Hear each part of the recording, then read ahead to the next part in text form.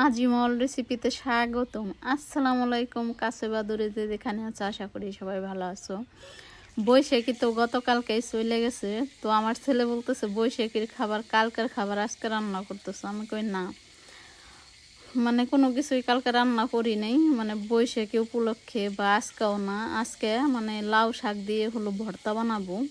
তো এই ভর্তাটা খেতে যে এত মজা হয় সেটা বাসায় যদি ট্রাই করো তাহলেই বুঝতে পারবে। আর তোমরা যদি আমাকে ভালো না বাসো তাহলে কিন্তু কখনোই আমি আগাইতে পারবো না।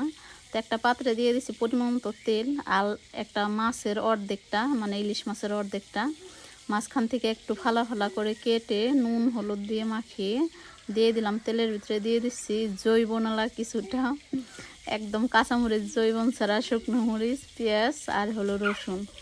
তো দিয়ে একদম নেড়ে চেড়ে আমি একটু ভাজা ভাজা করে নিচ্ছি। দেখতেই পারতেছো এইগুলো কিন্তু আমার ভাজা হয়ে গেছে। এখন এইগুলোকে আমি নামিয়ে নিব। আর লাউ শাকটা আমি একদম ঝুরি ঝুরি করে কেটে ভালোভাবে ধুয়ে একদম পরিষ্কার করে রেখেছি। তো সবগুলো আমি তেল থেকে উঠিয়ে নিয়েছি। ওই তেলের ভিতরে দিয়ে দিচ্ছি লাউ শাকগুলো। মানে ভর্তাটা আজকে যেই খাইছে মানে অস্থির মজা হয়েছে। ওর বাবা তো অনেকই প্রশংসা করছে। তো এখানে দিয়ে দিচ্ছি সসপাতা কুচি আর বিলেতি ধইনা পাতা, মানে বলি বড় সোয়াজরে কি বলে সেটা জানি না আমি, কোন এলাকায় কি বলে। তো দিয়ে দিলাম সেইগুলোও, দিয়ে অল্প একটু নুন দিয়ে এখন ভালোভাবে নেড়ে চেড়ে এটাকে সেদ্ধ করে নেব। দিয়ে দিলাম 1 চিমটি নুন। এখন ঢাকনা দিয়ে সেদ্ধ করে নেব ভালো মতো।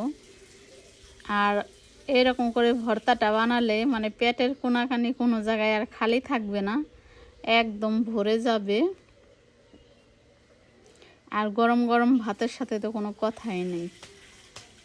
তো কিছুক্ষণ পর ঢাকনাটা খুলে নিয়েছি, পানিটা একদম শুকিয়ে সবগুলো উপকরণ সেদ্ধ হয়ে গেছে। এখানে আমি 1 চামচ দিয়ে দিছি চৈতা সর্ষে আর একটু নুন দিয়ে এখন কাঁচামরিচগুলো আগে আর সর্ষেটা একটু বেটে নেব।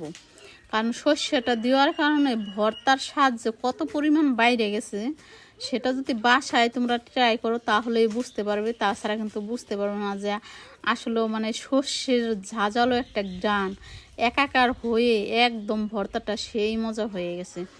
তো মাছের কাঁটাটাও আমি বেছে বসে একদম বেটে নিয়েছি শাকের সাথে। আর লাস্টে পেঁয়াজ আর রসুনটা বেটে এই যে হাত দিয়ে মাখিয়ে নামিয়ে নিয়েছি। তো ভাতের সাথে গরম গরম ভাতের সাথে পরিবেশন করেছি। মাশাআল্লাহ, খেতে যে এত সুস্বাদু হয়েছে। তোমরা বাসায় অবশ্যই ট্রাই করে ভালো লাগলে লাইক কমেন্ট শেয়ার সাবস্ক্রাইব করে